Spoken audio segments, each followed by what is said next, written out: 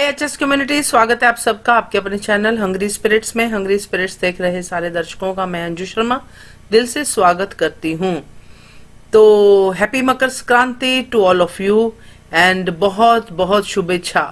तो बात करते हैं आपके रिव्यूज पे जो बड़े ही प्यारे हैं, सुनाती हूँ। पहले वही निवेदन, जिन्होंने अभी तक चैनल को सब्सक्राइब नहीं किया है कर लीजिए, साथ में दोस्तों बेल आइकन दबाइएगा ताकि आपको हमारे वीडियोस के नोटिफिकेशन मिलते रहे। शुरू करते हैं अनुपमा से। जी ना जी, मैं सोच रही अनुपमा के लिए मैं एक बात बताऊँ। हर चीज़ में एक दोस्ती होना चाहिए और शराफत भी होना चाहिए हर रिश्ते में। लेकिन सबसे बड़ा एक और चीज़ है जो स्पोर्ट्समैन स्पिरिट होना चाहिए।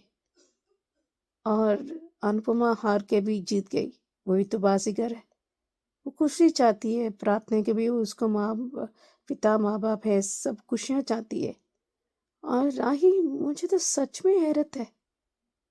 मैं समझती हूँ परिवार को जोड़ के रखना है, मैं समझती हूँ, लेकिन ये भी है कि अब प्रेम ने भी समझाया बार बार कि माँ की वो गलत नहीं थी, क्योंकि लीगल पेपर्स किसने लगाए, धाक किसने छेड़ी, इसलिए वो चेयर कुर्सी को गिरा दिया था। पर उसमें उसमें ज़्यादा कुछ है ही नहीं, ये ड्रामा नहीं किया था। पर मोटी बात तो बस मौका नहीं छोड़ती। इसलिए ख्याति ने बताया कि प्रार्थना पे प्यार से ज़्यादा आप अनुपमा पे गुस्सा निकालने में यही इनका। जितना श्रीनाथ जी का नाम नहीं जपा जिसने अनुपमा के नाम जपाए, हर बार अनुपमा। और इसमें आई एम श्योर प्रिका में भी जब प्रार्थना गिर गई तो उसमें भी वो स्ट्रेस की वजह से, सीरियसली देख कर चलना चाहिए। फर्स्ट ऑफ ऑल प्रार्थना के वहाँ पर पतंगबाजी चल रही थी, तो वहाँ पर आराम से बैठ सकती थी, वो भी नज़ारा देखकर खुश हो सकती थी। उस पर बच्चे पर असर भी होता है, उसको भी असर अच्छा रहेगा। पर बच्चे पे पीछे क्यों अभी उसमें जब पतंगबाजी का जो थ्रेड है, जो भी है, वो उसको क्या डील का जो धागा है, तो वहाँ पर क्यों नीचे पड़ा हुआ है। वहाँ सही कहती थी, लोग को संभाल के जाना है, संभाल के कहना है, ताकि वो गिर भी ना और चोट नहीं बजाए। वो भी त्योहार, हर रोज चोट नहीं आना चाहिए, फिर भी त्योहार पे भी मतलब आपको संभाल कर जाना चाहिए, क्योंकि कुछ भी हो सकता है किसी के साथ। तो वह जिस तरह जानबूझ कर हारी, तो बाबूजी तो पकड़ गए थे। वो समझती हूँ, उससे हार के नहीं, उससे खुशी देना है। इसमें हार के जश्न कर रहे हैं तो कोई बात नहीं, इसमें खुशी थी। सब एक साथ डांडिया कर रहे थे, वो गरबा कर रहे थे, तो अच्छी बात थी। लेकिन सबने नोटिस कर दिया था, मतलब ऑफ कोर्स अनिल को इंटरेस्ट नहीं है। और ये लोग क्या है, अभी परी जा रही है तो राजा को भी जाना चाहिए। ये कुछ नहीं करने वाले, बस अलग करने में खुशियाँ ढूंढते, जोड़ कर नहीं। और जिस तरह नीता को दिमाग ही ठीक नहीं है, ताली के बहन के उसका नाम रखूंगी, तो उसका अलग करने में क्या है। कुछ चाहते हैं ना, अगर लड़ाई करते तो ठीक कर देते, वो खुद ही सुलझाते, समझाते थे। लेकिन गलती से नहीं, सही तरीके से, सही इरादे से होना चाहिए। पर अभी मुझे नहीं लगता है कि वो ऐन मौके पर ही वो जाएगी बुलडोजर रोकने के लिए, क्योंकि अभी सुनने भी आया और ये भी है, क्योंकि अनुपमा की सिक्स सेंस बहुत तगड़ा वाला है उनके पास। पर जिस तरह वो फ्लूट, जैसे मेरी बेटी बहुत अच्छा करती है फ्लूट बजाने में, बांसुरी बजाने में बहुत ही वो अनुज का वो डेडिकेट करने के लिए वो कर रही है। और जैसे नवीन जी बांसुरी बजा अच्छा बजाते उसी तरह। So it was a beautiful scene, मुझे बहुत पसंद आया। पर अच्छा हुआ, मुझे शाहजपूरा मानिपमा के पीछे खड़े थे, लेकिन वो पसंद आया था। कहीं ना कहीं प्रेम और राही भी। पर उसको मैं समझती हूँ, पर अगर आपके आप पूरी तरह सही हो अंजू जी, आपकी तरह सोचा जाए। मैंने उस तरह सोचा ही नहीं था, मैंने सोचा वो सब लोग लड़ाई कर रहे हैं इसलिए। पर अगर वाकई करो वो तो पराग जी को समझाते, वही अगर वही अगर वाकई परवाह होती वहां पर गौतम को क्यों नहीं भेजते थे। तो ये तो होना चाहिए ना। पर मुझे मोटी बात पे विश्वास भी नहीं है। जहाँ पर गौतम है तो वो कुछ भी कर सकता है, तो इसे जब वो प्रार्थना के साथ कर रही है तो वहाँ पर क्यों ऐसे कर रही है। मुझे ये बात में थोड़ा कंफ्यूज नहीं रही, खुद भी कंफ्यूज करती है, दूसरों को भी करती है राही। तो आई एग्री, पर चलो, अनुपमा इतना गुस्सा करती है दिया। देखो, वहाँ जब करना है, जहाँ खुशी है वहाँ पर करना चाहिए, क्योंकि जब आप गर्भवती स्त्री हो तो उसको खुश रहना ज़रूरी है, उस पर भी और बच्चे पे भी होना चाहिए। ये पराग जी थोड़ा सोचना चाहिए। यहाँ पर गौतम है तो अभी ये कुछ भी कर सकता है अंश के साथ।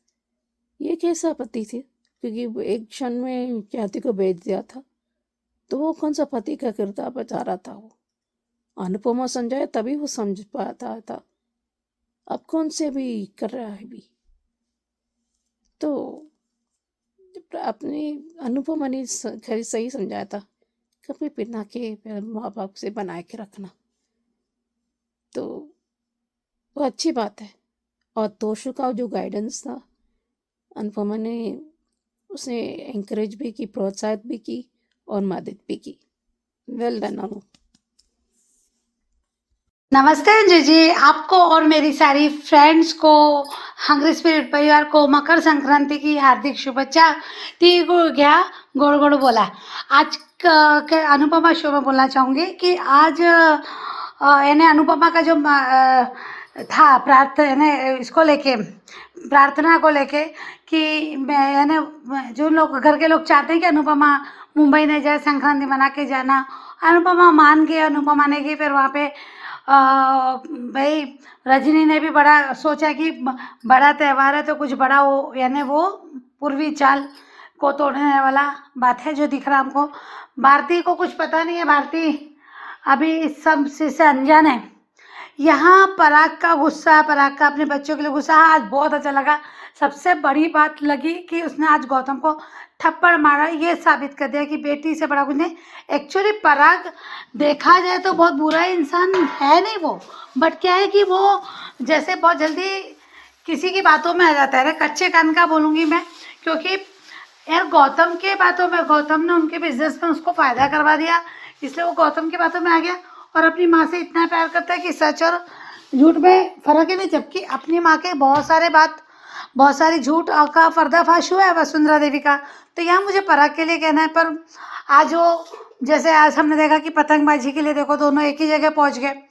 यहाँ अनुपमा नहीं चाहती कि उसे हराना, वो नहीं चाहती थी उसको किसी ये करना, क्योंकि देखो अभी वो भी है ना कि उस दिन भी राही ने बोला कि मम्मी आप मैंने ख़त्म कर दो प्रार्थना को, बाद में जैसा उसने कहा, तो वो भी इस बात को समझते बीच का रास्ता पर उस समय प्रार्थना के लिए जो जरूरी था, क्योंकि प्रार्थना नहीं चाहती थी वहाँ रुकना, और प्रार्थना को टेंशन देना इससे इस हालत में तो वो भी एक अलग सही नहीं लगता। और ये बात प्रेम ने आज राही को समझाने की कोशिश भी की, पर राही पता नहीं क्यों समझते नहीं इस बात को। बहुत ठीक है, उसको परिवार लगता है, पर कभी देखो ना इस परिवार में कौन कितना खुश है।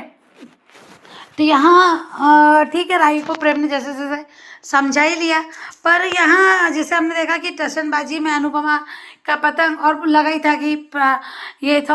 हाँ, जब वो एक सीन था जब आरती हो रही है, अनुपमा बांसुरी वाली बात करी, बांसुरी बजा के, तो मुझे लगा यार बांसुरी बोला तो अनुज की याद आ गई। और लगाई मैंने ना ही कोई वीडियोस देखा ना ही कुछ देखा, पर भी मुझे लग रहा था कि आज अनुपमा को वही सब याद आएगा, अनुज की बांसुरी बजाना वो सब, तो वही सब हुआ, अच्छा लगा वो एक याद किया अनुपमा। अनुज को तो क्या इशारा है इस तरफ, ये भी थोड़ा लग रहा है, बट देखते हैं। और दूसरी बात है कि पतंग की टशनबाजी उन्हें तो जंग बना दिया। अनुपमा ने कह दिया मुकाबला हो जाए, पर अनुपमा पतंग काटना नहीं काटना उसको भी जंग की बात को लेके बहुत ज़्यादा जोरों शोरों से। पर आज बापूजी ने भी कह दिया कि अनुपमा तुम जानबूझ के हारी हो ना। सही बात है, अनुपमा ने आज तक कभी हारी नहीं है ना वो, इसलिए। और पतंगबाजी में माहिर है, सब कैसे हो गया। तो दूसरों को छोटी छोटी खुशी देना ही अनुपमा जानते हो। यहाँ परिवार है यार, वो बेटी का ससुराल है, उनको बार बार हरा के बार बार नीचा दिखा के क्या ही मिलेगा, है ना। रिश्तेदारियों में ऐसे ही होता है। तो यहाँ अनुपमा ने बहुत सूझबूझ है ना, अच्छा लगा वो। पराग जीता, बहुत खुश हुआ, उनको तो कुछ और ही लग रहा था। अब राजा और इनका तो यहाँ पे राजा और परी भी क्यूट लगे, उनकी बातें भी। अब दूसरी बात है कि यहाँ पे वसुंधरा देवी के बारे में मैं क्या ही बोलूँ, वो तो वही करेगी जब बस अनुपमा, हर चीज़ के लिए अनुपमा ही जिम्मेदार होती है। और बहुत अच्छा लगा कि आरती के समय प्रेरणा ने राही का साथ दिया, और राही उसको माई को बताया कि तुम जेलस फील कर रही हो, इनसिक्योर हो रही हो, और उसकी मुझे अप्रिशिएट करने की जगह तो घर में काम करने वाले के पास बहुत सारा टाइम, यानी बहुत ज़्यादा काम होता है, उसके बाद भी उसने ये सब किया तो अप्रिशिएट बनता था। तो बहुत अच्छा लगा, माही को मुँह की पड़ी। पर अब देखते हैं क्या क्या करते हैं, क्योंकि गौतम भी खूंखार जैसे कुछ ना कुछ ऐसी हरकतें करेगा। पर अभी ये हो गया जो पतंगबाजी में डांस, और उसके बाद ये जो था इनका प्रार्थना का गिरना, तो क्या ले जाएगा, क्या प्रार्थना को बचा ले जाएगा, क्या यह छोटा सा गिरते गिरते बचेगी प्रार्थना, और अनुपमा झट से सपना देख लेगी। यहाँ पे कुछ ऐसा मुझे पता नहीं क्यों लग रहा है कि प्रार्थना को अगर कुछ हो जाएगा तो बहुत ज़्यादा झगड़ा होगा, और फिर अनुपमा मुंबई कैसे जाएगी प्रार्थना को इन हालतों में छोड़ के। अगर प्रार्थना की जान खड़ी मैंने कोई ना BTS देखा, मुझे कुछ आइडिया नहीं है, पर ऐसा लग रहा है कि अनुपमा कैसे जाएगी फिर मुंबई इस हालत में प्रार्थना को छोड़ के। अगर प्रार्थना गिरती है तो मुझे वो सही नहीं लग रहा वो सीन, थोड़ा बहुत यानी गिरने का वो अनुपमा ने थोड़ा ज़्यादा सोच रही है ऐसा लगता है। और देखते हैं अभी आगे क्या होता है। Thank you so much Anju ji, thank you so much Naveen sir ji. और हॅलो अंजुची, Naveen sir and all my friends. तिळगुळ घ्या आणि गोड गोड बोला. हैप्पी मकर संक्रांति. आज का एपिसोड देखा, आज तो 2 एपिसोड थे। जिस तरीके से आज अनुपमा ने सुबह की आरती और जिस तरीके से सबको नए तरीके से दिल से पूजा करने में हम सब कुछ कर सकते हैं, और जिस तरीके से वो बांसुरी लेकर आई और जो बांसुरी बजाई स्टार्टिंग से लेकर लास्ट तक, एंड तक, उस बांसुरी बजाने के टाइम अनुपमा ने पूरी तरह हमारे कपाड़िया जी को याद किया। पूरा इतने सालों का एक ही पल में पूरा उसने अपनी जिंदगी जी, सिर्फ अपने अनुज यानी हमारे कान्हा जी को याद किया अनु ने। क्योंकि जब अनुज तीसरी बार अनु को मिला था तो इसी तरह बांसुरी बजा रहा था ना, पूरी तरह ही जोगी बनकर। बहुत बढ़िया सीन लगा मुझे कि भगवान को याद करने के बहुत तरीके हैं और दिल से याद करना चाहिए। और यहाँ पे वसुंधरा कोठारी श्रीनाथ जी को मानती है लेकिन ताने देना नहीं छोड़ती। और आज एक सीन अच्छा लगा कि प्रेरणा ने माही को जवाब दे दिया। मजा आया कि घर में औरत 24 हाउस काम करती है, ऑफिस में सिर्फ 8 घंटे, अगर करना हो ना तो बहाने देने की जरूरत नहीं पड़ती है माही। लेकिन ये भी नहीं सुधरेगी। इस माही अनाथ को अनुपमा ने पाला और वो उसी की दुश्मन बन गई। क्यों इतना चिढ़ती है अनुपमा से और इतनी नफरत करती है? अरे तेरा तो भलाई किया है बेशरम। और राही, तुम्हें अपनी माँ की कभी कदर थी या नहीं? मुझे लगता है तुम भी नहीं, अपने कन्वीनियंस के हिसाब से अपनी माँ को यूज करती हो और कुछ नहीं। और चलो सब लोग वहां पहुंच गए जहाँ पे पतंगबाजी करने का मुकाबला था। मुकाबला नहीं, मतलब प्रोग्राम था। लेकिन भरत कोठारी ने पतंगबाजी को जंग का मैदान बना दिया और अनुपमा जंग करना नहीं चाहती थी।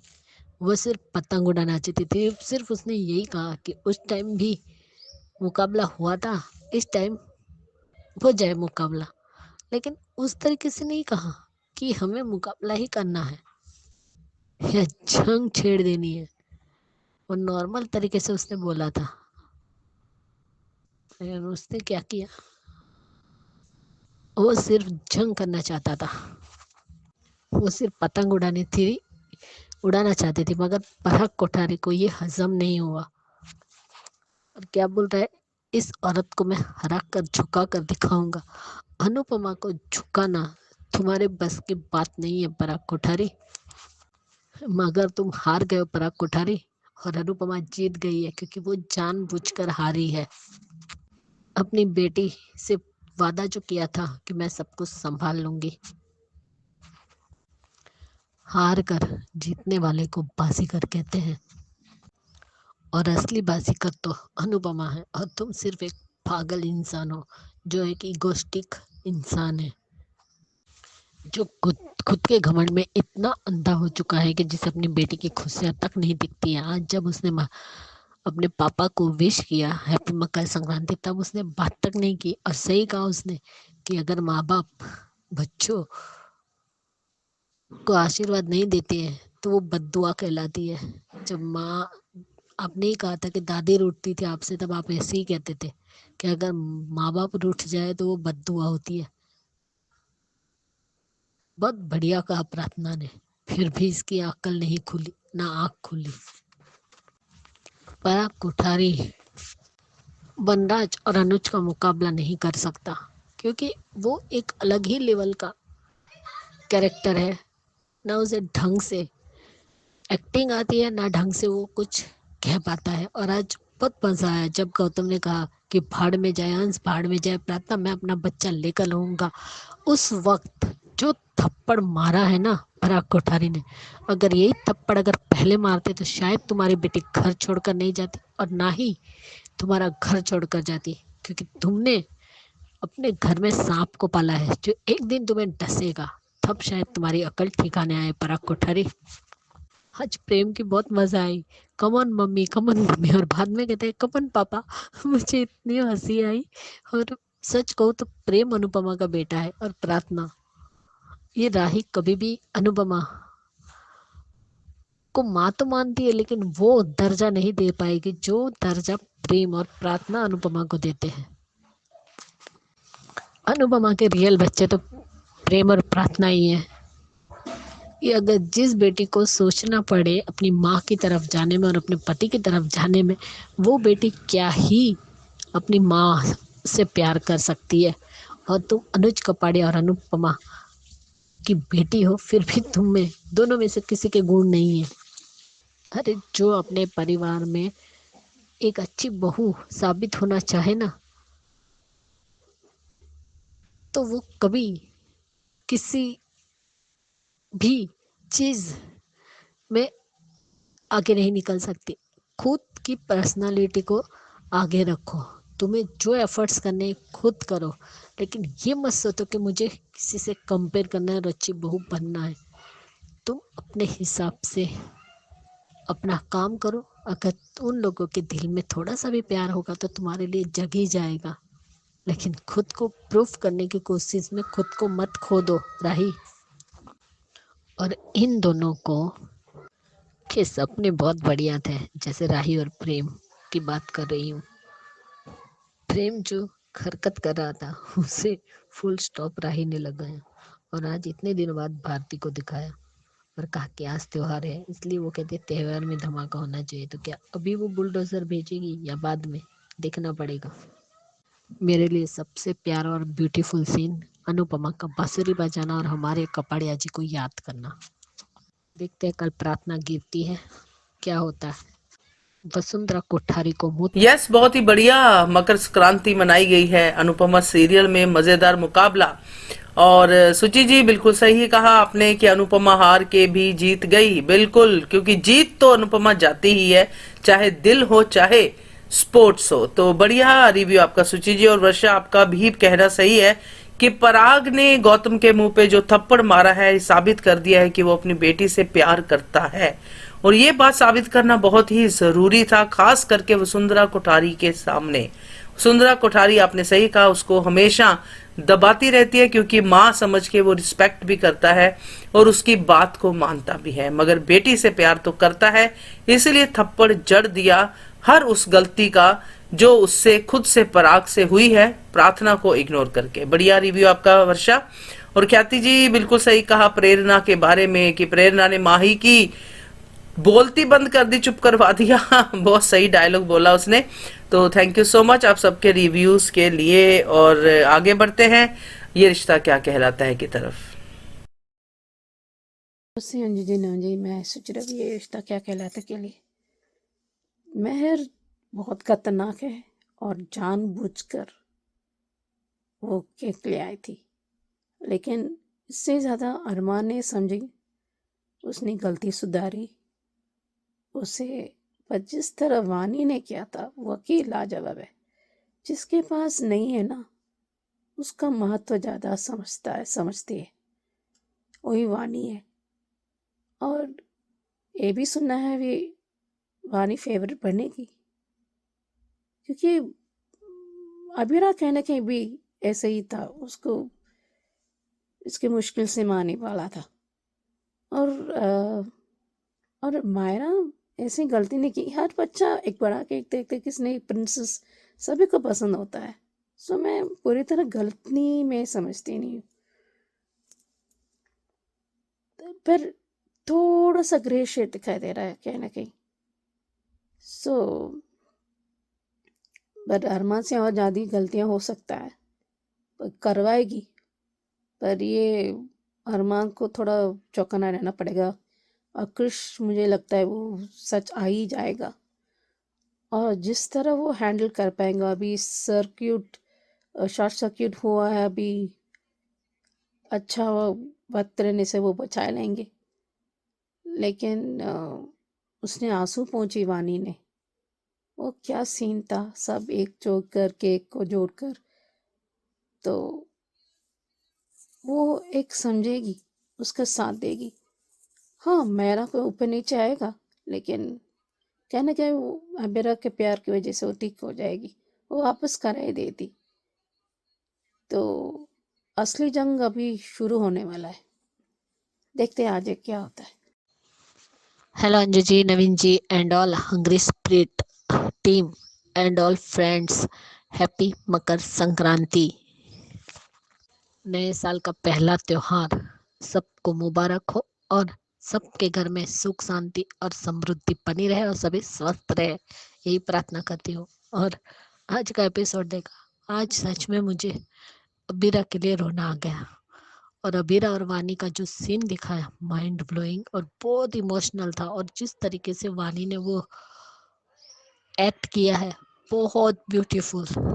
जिस तरीके से वो अबीरा के आंसू पोंछ रही थी, केक उठा रही थी, सच में दिल को छू गया वो सीन, कि खुद की बेटी नया केक देखकर अपनी माँ को भी भूल गई, लेकिन वो वानी जो बच्ची अकेली थी, उसने अबीरा के आंसू भी पोंछे और उसे वो सारी बातें याद आ रही थी जो अबीरा ने की, जो पहली मुलाकात या उसे प्यार करना हो, वो सारी बातें वो याद कर रही थी और उसका ही चेहरा दिख रही थी। लेकिन जैसे मेहर आई, उसे वानी ने अबीरा ने वानी को छुपा दिया। बहुत सही किया, वरना वानी के लिए गलत हो सकता था। लेकिन एक क्रिश को क्या लगता है, वो जो सच्चाई छुपा रहा है और जिस बात के लिए वो इतना खुश हो रहा है, लेकिन जब सच जानेगा तब क्या करेगा, क्योंकि सच्चाई तो उसके समझ के भी बाहर है।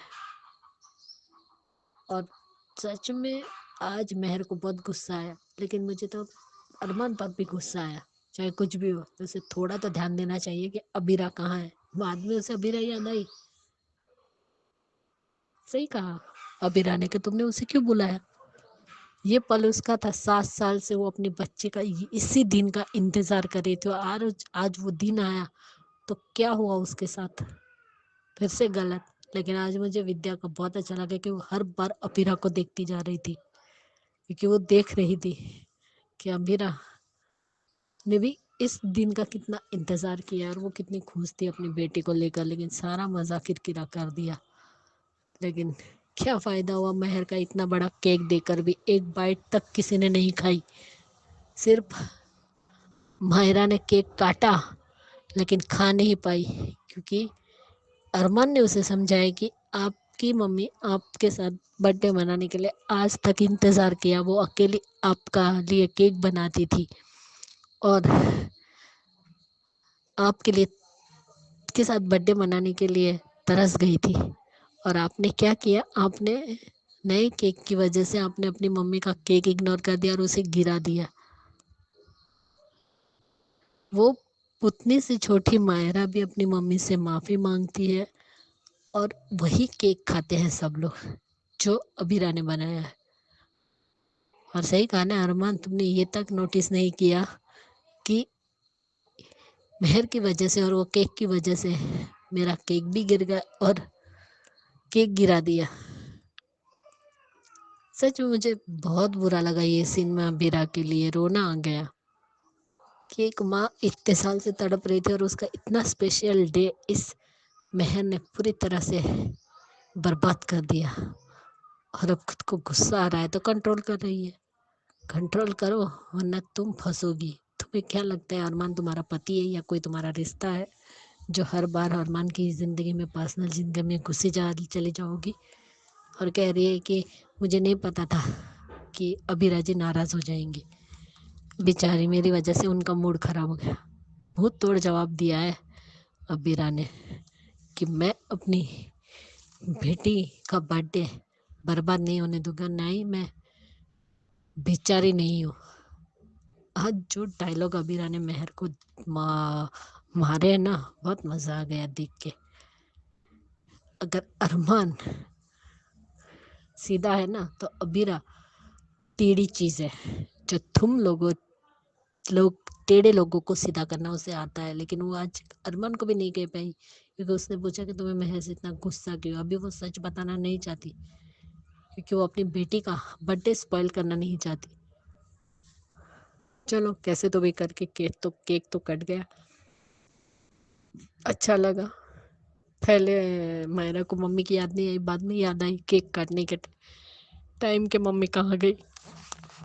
लेकिन प्रीकेप देख के भी डर लगा कि अब वानी डेंजर में है, खतरे में है वो। आखिर वो तो अपने कमरे में थी, फिर वो वहां कैसे पहुंच गई जहाँ पे फ्यूज बोर्ड था। डेंजर जगह पे कैसे पहुंची वो जहाँ शॉर्ट सर्किट हो रही है। देखते हैं अरमान आता है या नहीं टाइम पर, क्योंकि वो उसे केक देने के लिए तो गया ही है। अबीरा के पास अभी जवाब ही नहीं है कि वो वानी को क्यों छुपा रही है।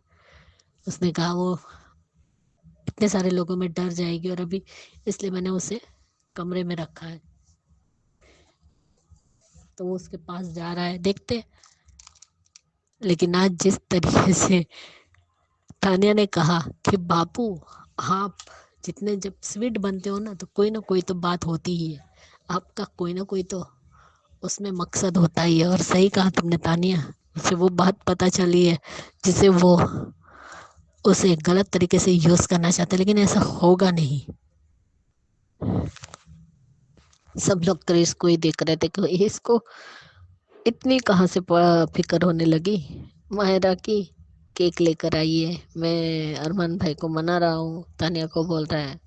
लेकिन तानिया भी अब अपने पति की रग रग से वाकिफ हो ही चुकी है कि ये अपने मतलब से ही जो भी करता है अपने मतलब के लिए करता है, बिना मतलब ये कुछ भी नहीं करता है। क्रिश बहुत बढ़िया सीन था वो, और सबने डांस भी किया, अच्छा लगा। देखते हैं अब कल क्या होता है, डांस गाना होता है या नहीं। वो तो होगा ही, लेकिन फिर भी देखते हैं कल क्या होता है, क्योंकि कल वानी की जिंदगी खतरे में है। वानी को कुछ हो गया तो अबीरा खुद को माफ नहीं कर पाएगी। कावेरी से भी मिलवाया, मित्तल से। आज दादी का कहना भी अच्छा लगा कि ये हक अबीरा का है। तो केक कटिंग के टाइम पे तो अबीरा ही चाहिए थी सबको। देखते हैं। Bye guys, good night. Yes Suchi ji, ख्याति जी, आपने वानी के बारे में बिल्कुल सही कहा है। और सुचि जी, जैसे कि आपने कहा कि वानी ने बहुत अच्छा किया। जिसके पास जो नहीं होता है उसी को उसकी कदर होती है। वानी के पास माँ नहीं, पिता नहीं, कोई भी ऐसा नहीं जिसको वो जानती है, सिर्फ अभीरा है। और अभीरा को वो माँ समझती है। अब उसने ये जो है शुरू कर दिया है अभीरा की तरफ बढ़ना, और इसीलिए उसको कदर है उस केक की भी, अभीरा की भी। बहुत बढ़िया। और ख्याति जी का भी बड़ा अच्छा है कि दिल जीत लिया है डेफिनेटली वानी ने, क्योंकि उसने अभीरा के आंसू पहुंचे हैं जहां पे उसकी अपनी बेटी को बड़े केक की तरफ भागते देखा। तो बढ़िया रिव्यू आप दोनों का, थैंक यू सो मच। आगे बढ़ते हैं क्योंकि के रिव्यू सुनते हैं। नमस्ते अंजना जी, मैं सुचरवी क्योंकि सांस सीज़न 2 मुझे ये पसंद है कि जब मुझे कहीं ना कहीं कान्हा जी भेजे हुए हैं, गौरव भाई साहब जो बाप जी के बेटे, बोलता है ना भाई क्यों आए हैं, आप सो जाइए। और जब ये गुड नाइट का इंसिडेंट, वो सीन बहुत ही फनी लग रहा था। तो मुझे क्या है ना, बाप जी ने सेंस कर दिया होगा कि कुछ तो गड़बड़ है, क्योंकि गाने में एक दूसरे के वो शब्द उसमें से पता चल जाता है। मैं समझ नहीं पाई, पर जिस तरह मेरा अंदाज़ लग रहा है कि इन दोनों का शब्द उसमें अ, अपनी एहसास जता रहे उसमें। और ऑफ कोर्स प्रिकैप तो वही है, लेकिन उदासी चाहिए हुई है। हाँ, मैं मानती हूँ कि वो कर्मों की ही सज़ा होती है, लेकिन फिर भी जो भी हो, किसी के साथ ये अन्याय नहीं होना चाहिए। इसे मारपीट करना, उसे चोट पहुंचाना, ये सही नहीं है। हटके डांटना या मारना वो बात एक दूसरे है, लेकिन जो उसे धक्का देना, ये सब इल्ट्रेट जैसे होता है। मतलब जैसे गौतम प्रार्थना पे करते थे, ये यहाँ पर ऐसे ही ये ज़्यादा ही हो रहा है यहाँ पर। एंड इतना घमंडी है ये रणविजय, तो उसका गलती को इसमें सुनने में आया है कि रणविजय को सबक सिखाने के लिए अंगद कंपनी, बिरानी कंपनी में घुसने वाला है, ऐसे सुनने में है। हो सकता है, मैंने सोचा कि वो ना समझी थी, फिर आपने भी बोला कि क्योंकि जिस तरह वो हरकतें कर, मैं इतने अंदर नहीं देखती, जो देखती हूँ वही समझती हूँ। तो इतने तो क्योंकि वो अच्छा बिजनेस करता, आज समझने लगा व्यापार को क्या कैसे करते हैं। तो कुछ तो कभी कभी क्या होता है ना, अगर चोर को पकड़ना है तो चोर तरह ही समझना है। तो शायद अंगदी भी ऐसा कर रहा होगा कि अगर रणवीर जी को चोरी या धोखेबाज के समझना है तो उसी तरह करना पड़ेगा। तो शायद हो सकता है, पर देखते हैं उसमें उसमें आगे क्या चलता है। लेकिन अभी आज थोड़ा एपिसोड थोड़ा बहुत धीरे था, पर नाना का कुछ तो, जिस तरह तुलसी ने बात करी थी नोना से, तो उसमें समझ चुकी है, तो उसको तो बोलती बंद ही हो गई। क्या करें, जो भी करना है ठीक से करना है ना। तो इसलिए वो बहुत ही अच्छा था। उसको तो पहले, मुझे तो मिताली की पहले आ जाने वाला है, पहले रणविजय उसके बाद मिताली। तो देखते हैं आगे क्या होता है। Hello Anju ji, Naveen sir and all my friends, मैं ख्याति। कल का एपिसोड देखा, बहुत बढ़िया था, क्योंकि सास भी कभी बहू थी का। जिस तरीके से कौरव भाई ने मिहिर का पीछा ही नहीं छोड़ा। ठीक है, अब वक्त करते तो मैं भी कर लेता हूँ। जो कुछ भी मिहिर कह रहा था वही कौरव भाई भी बोल रहे थे।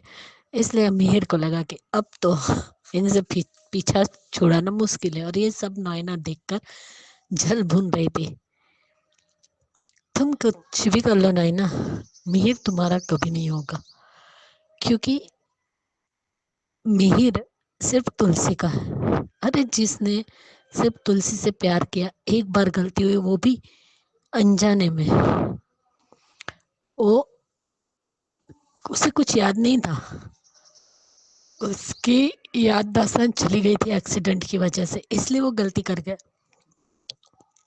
लेकिन इस बार कोई गलती की नहीं है, तुमने जानबूझकर करवाई है, वो भी मिहिर से। तो अब इसका खामियाजा भी तुम्हें भुगतना ही पड़ेगा। और मैं तो चाहती हूँ कि ये सच में बाहर आए कि उस रात ऐसा कुछ नहीं हुआ और मिहिर दारू इतनी पी, ड्रिंक इतना किया हुआ था कि वो सो गया होगा, लेकिन तुमने जानबूझकर उसे गिल्ट में डाला, क्योंकि तुम इतनी चीप हो गई हो ना कि सच में। और कल तो तुलसी ने जो डायलॉग मारा है ना, मजा आ गया। और पीछे से मिहिर सिर्फ हंस रहा था कि क्या धो रही है नोइना को मेरी तुलसी। बहुत मजा आया। मेरा पार्टनर ने तो मुझे चीट किया, लेकिन तुम्हारा पार्टनर तुम्हें चीट नहीं करेगा, तुम्हारी तरफ लॉयल है। ये सुन के तो और हंसी आई कि तुम्हारी तरफ लॉयल है और मेरी मेरी तरफ वो मतलब चीट किया। और वो भी कौन से इंसान, एक ही इंसान के बारे में दोनों ही बातें कर रही है। और कितनी घटिया हरकत है, ऐसे कमरे के बाहर कौन खड़ा रहता है, शर्म आनी चाहिए। और सही कहा तुलसी ने, जब दिल में ही जगह नहीं है तो कमरे में या बेड शेयर करने से जगह कैसे बनेगी। जिस तरीके से तकिए की दीवार लगाई और वो सो गई, और जिस तरीके से उसने बाल अपने उस तरफ ऐसे फेंके, जो मिहिर उस बालों के साथ उसे सारी बातें याद आ रही थी। वो सीन बहुत अच्छा लगा, जिस तरीके से मिहिर का बालों को पकड़ना और ब्लैक फ्लैशबैक दिखाना बहुत अच्छा लगा। और जिस तरीके से अब अंताक्षरी, तो मिहिर सॉरी नोइना और तुलसी की बातें चल रही थी कि वो जो दुल्हन थी वो भी आ गई और कहा चाची आप सोई नहीं, तो नहीं अब सोने जा रहे, तो आप चलिए अंताक्षरी खेलने। तो इस वक्त तो हाँ, सब लोग अंताक्षरी खेल रहे हैं, आप भी चलिए। उसने जिद की, इसलिए तुलसी मान गई और कहा ठीक है, सिर्फ 10 मिनट तो चलेगा। और यही देखकर नोइना का मन में लड्डू फूटे कि चलो उस हिसाब से वो थोड़ी देर मीर से दूर तो रहेगी और मैं मीर के पास जाऊंगी। लेकिन मीर ने वो प्लान पे भी पानी फेर दिया और झटके से खड़ा हो गया, ऐसा लगा जैसे वो सोया ही नहीं था। और अंताक्षरी मुझे बहुत पसंद है, और आप अपने आप सबसे पहले वही बाहर निकल गया। और नोइना डार्लिंग को तो आना नहीं था, फिर क्यों आई भाई तुम अंताक्षरी खेलने। और देव ना गलत कर रहा है, उसे क्या लगता है ये क्या शहर की लड़कियां है जो यूज एंड थ्रो करेगा। ये गांव की लड़की है, और तुम जहाँ आए हो ना, वहां तो तुम्हें हर एक कदम फुक फुक कर रखना चाहिए, क्योंकि बाप जी का सम्मान मिहिर और तुलसी बहुत करते हैं। और जब गायत्री भी कर रही है तो तुम्हें तो शर्म आनी चाहिए कि तुम एक लड़की के इमोशंस के साथ खेल रहे हो। पार्थ ने मना किया, लेकिन ये देव नहीं सुधर रहा, ये गलत ट्रैक पर चल रहा है ना, इसको सीधा भी तुलसी ही करेगी और अब फंसेगा ये देव, क्योंकि जो वो हरकतें कर रहा है उससे बाप जी देख रहे हैं, और मुझे लगता है कि इन दोनों का रिश्ता होगा, बाप जी की पोती और देव का। अब बकरा हलाल होने के लिए तैयार है। और सच में कल दो ही सीन बहुत अच्छे थे। एक तो मिहिर तुलसी का नोइना को मुंह तोड़ जवाब देना, और दूसरा अंताक्षरी में मिहिर और तुलसी ने अपने अपने दिल की बात रखी है, अपना अपना दर्द दिखाया है। बहुत बढ़िया था, क्योंकि मिहिर भूल ही नहीं सकता। और मुझे क्यों लग रहा है कि बाप जी कुछ तो भी समझ रहे हैं तुलसी के गाने से। उनके जो एक्सप्रेशन थे ना, उससे लग रहा है कि वो कुछ तो समझ में उन्हें आ रहा है कि शायद तुलसी और मिहिर का रिश्ता पहले जैसा नहीं है, या कुछ तो भी। अब देखते हैं वो कहाँ तक समझ पाए। लेकिन सच में अंताक्षरी वाला सीन तो बहुत ही ब्यूटीफुल था, मज़ा आ गया देख के। और एक ये कि मेरा पार्टनर मेरे साथ लॉयल नहीं था और तुम्हारा पार्टनर तुम्हारे साथ लॉयल है, ये सुन के तो और हंसी आ गई। बहुत अच्छा सीन था। तुलसी कम बोलती है, लेकिन जब बोलती है ना तो सामने वाले की बोलती बंद कर देती है। और यही तुलसी की खासियत है, जो ये नोइना जैसी औरतें कभी नहीं समझ सकती। और ये सूची कैसी है, क्या कैरेक्टर कर दिया है, अपनी बहन को ही समझाती जा रही है, कह रही है अब क्या होगा, मिहिर और तुलसी एक साथ कमरे में रह रहे हैं। अरे कुछ तो शर्म करो यार, अभी दोनों का तलाक नहीं हुआ है और तुम दोनों बहनें इतनी घटिया तरीके से बातें करती हो। छी, शर्म आनी चाहिए तुम दोनों बहनों को। दूसरे के पति पर डोरे डाल रही हो और कहती हो कि मिहिर मेरा होगा, तुलसी का होने नहीं दूंगी। अरे जो तुलसी का 38 साल से है, उसे तुम एक कुछ साल में कैसे अपना बनाओगी? जब 6 साल में कुछ नहीं हुआ तो अब क्या ही होगा। अब परी को तुलसी किस तरीके से बचाती है वो देखना है, क्योंकि वो रणविजय से डाइवोर्स तो करवा कर ही रहेगी। इस तरीके से तो मार नहीं खाने देगी अपनी बेटी को। लेकिन अब फिर से मिहिर कटघरे में खड़ा होने वाला है कि उसने परी की तरफ ध्यान क्यों नहीं दिया। ऋतिक के टाइम पे तो अच्छा खासा सुनाया था, लेफ्ट राइट ली थी। अब फिर से वही परी के टाइम भी मिहिर को जवाब देना पड़ेगा। Bye guys, good night. सही कहा आपने सुची जी। रणविजय की तरफ जो अंगद के कदम है वो बढ़ चुके हैं। अंगद दिखा रहा है रणविजय को कि मुझे कुछ समझ नहीं है, मैंने वीडियो भी बनाया था इसके ऊपर, मगर अंगद रणविजय को ही बाहर निकाल देगा, इस कंपनी से भी, घर से भी, और बाकी कसर तुलसी निकालेगी। तो बढ़िया रिव्यू आपका। और ख्याति जी, आपको जो हंसी आई मजेदार है वो सीन के ऊपर, और तुलसी की परफॉर्मेंस पे, मिहिर के बारे में जो आपने कहा है बिल्कुल सही कहा है। खूब मन ही मन हंस रहा था और चेहरे पे खुशी दिखाई दे रही थी। वाह मेरी तुलसी, धो दिया नोइना को। बढ़िया रिव्यू आप दोनों के, थैंक यू सो मच। तो ये थे दोस्तों आज के रिव्यूज। बढ़िया लगे हो तो आपको लाइक करने के लिए पूरी खुली छूट है। लाइक कीजिए, कमेंट कीजिए और अब हमारी बहनों का हौसला बढ़ाइए। अगेन जाते जाते happy Makar Sankranti. Keep watching hungry spirits channel. Thank you so much. Subscribe to our channel by clicking the subscribe button. Click the bell button and enjoy the latest uploads from our channel.